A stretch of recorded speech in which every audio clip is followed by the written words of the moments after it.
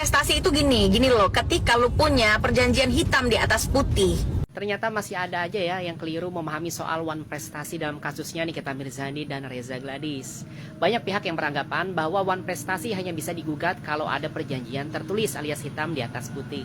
Padahal pemahaman ini keliru guys, dan tidak sesuai dengan prinsip hukum perdata di Indonesia. Jadi mari kita luruskan. Pertama ya, One Prestasi adalah kondisi di mana salah satu pihak dalam sebuah perjanjian tidak memenuhi kewajibannya. Ingat ya, bentuk perjanjian bisa tertulis maupun lisan.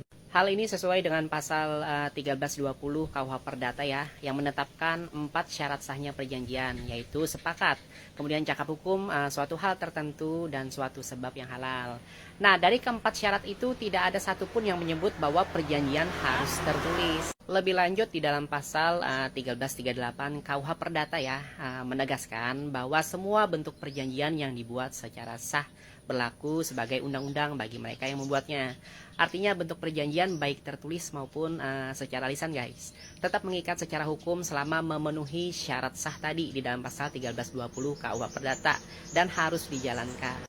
Jadi jika ada perjanjian lisan yang sah ya antara dua pihak, lalu salah satu pihak tidak menunaikan kewajibannya, maka itu bisa diuji secara hukum sebagai bentuk One Prestasi. Nah, dalam konteks kasusnya Nikita Mirzani dan Reza Gladys, di video ini kita tidak sedang membahas atau memastikan apakah perjanjiannya benar-benar ada atau tidak ya, karena itu tugas pengadilan.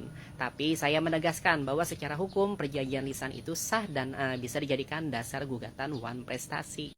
Jadi kita jangan sampai ikut-ikutan menyebar pemahaman yang sesat ya guys, hanya karena emosi atau fanatisme. Dan ya, semua yang saya katakan ini bisa saya pertanggungjawabkan secara akademik maupun etik. Banyak pihak yang bertanya, uang senilai kurang lebih 3,4 miliar rupiah di kasusnya Nikita Mirzani itu sekarang posisinya di mana sih? Disita polisi katanya, tapi kenapa malah diminta kembali oleh Reza Gladys dalam gugatan perdata? Mari kita bahas ini secara objektif, ilmiah, dan tetap kritis ya.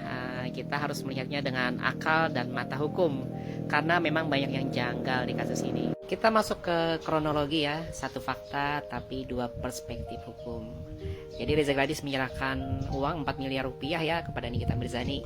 Ini terjadi tanpa adanya kontrak tertulis. Tapi guys, perlu dicatat dan perlu kita ingat bersama ya. Di dalam hukum perdata Indonesia mengakui perjanjian lisan sebagai perjanjian yang sah. Dasar hukumnya pasal 1320 KUH Perdata junto pasal 1338 KUH Perdata. Beberapa waktu kemudian Reza Gladys melaporkan Nikita Mirzani atas dugaan pemerasan.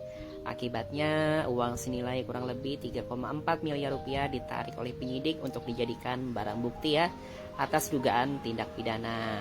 Nah, secara hukum ini sah guys. Uang yang diduga hasil tindak kejahatan bisa disita berdasarkan pasal 39 sampai pasal 46 KUHP. Tapi perlu diingat, penyitaan dilakukan oleh polisi ya, bukan karena permintaan pribadi Reza Gladys, melainkan demi pembuktian perkara pidana.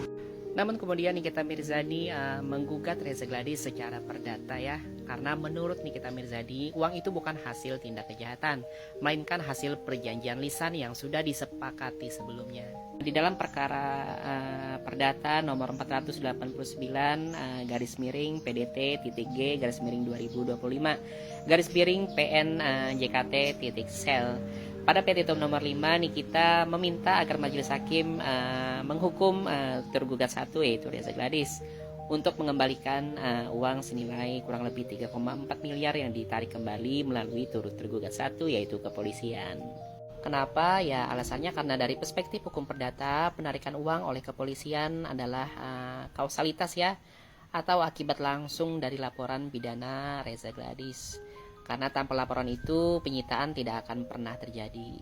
Nah, di sini kita jadinya bicara soal dua hal yang berbeda ya, tapi saling berkaitan. Yang pertama, secara pidana, uang disita sebagai barang bukti dalam perkara pidana itu sah secara hukum. Tapi secara perdata, penyitaan itu dilihat sebagai dampak ya dari kerugian atau akibat dari perbuatan hukum yang dilakukan oleh Reza Gladys. Dan ini sah-sah saja guys, karena hukum perdata melihat akibat dari tindakan hukum ya, bukan semata-mata siapa yang menarik uang secara fisik. Jadi pertanyaan kenapa Reza Gladys diminta mengembalikan bukan karena Reza Gladys secara fisik menarik uangnya dari turut tergugat 3 ya, tapi karena tindakan hukum Reza Gladys lah yang melaporkan ke polisi telah berakibat langsung pada kerugian Nikita Mirzani, yaitu disitanya uang senilai kurang lebih 3,4 miliar rupiah.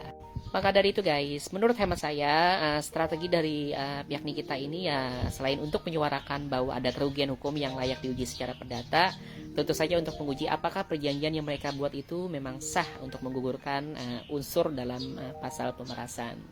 Nah, dalam hukum, satu fakta bisa dianalisis dari banyak perspektif ya.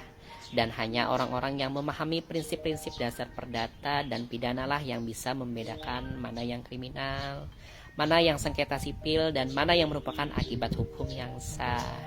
Dan kalau hari ini Nikita digugat secara pidana tapi juga menggugat secara perdata, itu bukan karena dia mau lari dari proses hukum menurut hemat saya, tapi ini merupakan dia menggunakan hukum untuk melindungi haknya. Jadi kita boleh mengkritik ya guys, tapi jangan sampai salah posisi ya, jangan sampai orang yang menggunakan jalur hukum itu justru dituding menantang hukum. Jadi kita mulai dari fakta dasar dulu ya dalam kasusnya Nikita Mirzani versus Reza Gladys. Disebutkan bahwa ada penyerahan uang dengan nominal sebesar 4 miliar rupiah dari Reza kepada Nikita. Lalu muncul laporan dugaan pemerasan dan hasilnya polisi menyita kurang lebih 4 miliar rupiah untuk dijadikan barang bukti.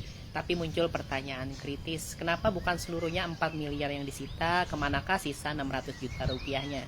Pertama, mari kita pahami cara berpikir dalam hukum pidana ya. Dalam konteks dugaan tindak pidana, biasanya uang yang dapat disita hanyalah yang masih dapat ditemukan secara fisik atau dapat ditelusuri eksistensinya, dan yang masih berada dalam penguasaan langsung atau tidak langsung dari si tersangka.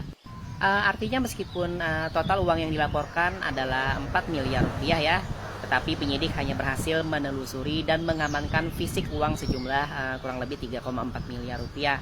Bisa jadi ya sisanya yaitu 600 juta sudah terpakai atau dialihkan, dibelanjakan, atau mungkin disimpan dalam bentuk yang tidak mudah dilacak atau dibuktikan keterkaitannya secara langsung dengan peristiwa pidana. Di dalam hukum acara pidana, penyitaan itu harus memenuhi syarat formil dan material guys, yaitu keberadaan objek, keterkaitan objek dengan tindak pidana.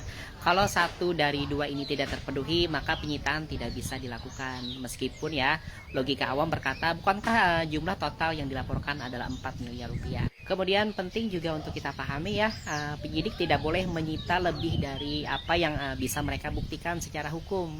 Jadi fakta bahwa hanya kurang lebih 3,4 miliar yang disita ya, bisa berarti hanya itu yang dapat dibuktikan sebagai hasil dari dugaan pemerasan atau yang masih bisa diakses secara hukum. Pertanyaannya, apakah ini menunjukkan lemahnya alat bukti? Ya bisa saja guys, atau bisa juga menunjukkan bahwa ada bagian dari dana 4 miliar itu yang sejak awal memang tidak berkaitan langsung dengan dugaan tindak pidana, misalnya sebagai pembayaran sah berdasarkan perjanjian lisan. Nah, jadi kenapa tidak full 4 miliar yang disita? Ya karena dalam hukum pidana penyitaan bukan hanya soal nominal yang disebut dalam laporan ya, tapi soal berapa banyak yang bisa dibuktikan sebagai barang bukti yang sah dan ditemukan secara konkret. Sisanya 600 juta ya mungkin secara logika masuk hitungan ya, tapi secara hukum belum tentu bisa disita tanpa bukti dan legalitas penyitaan yang kuat.